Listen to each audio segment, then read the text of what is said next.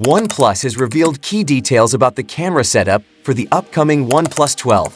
The device will introduce the Sony LYT808 sensor, a variant of its Sony sensor found in the OnePlus Open. Notably, this new sensor is touted as the most powerful in its class. In addition to the cutting-edge sensor, the OnePlus 12 will feature a 64-megapixel periscope zoom camera equipped with a 1/2-inch sensor, 2.6 aperture, and optical image stabilization, delivering 3x optical zoom capabilities. This represents a significant improvement over its predecessor, the OnePlus 11, which had a 32-megapixel zoom camera with 1x2.74-inch telephoto sensor delivering 2x optical zoom. Moreover, the device is set to showcase a Pro XDR display with a 2K resolution, although specific details about this display are yet to be disclosed.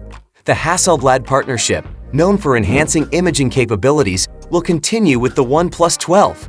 Notably, OnePlus emphasizes the inclusion of Oppo image algorithms, such as the ultra-clear image quality algorithm, hyperlight and shadow algorithm, and natural color algorithm with Hasselblad's color optimization.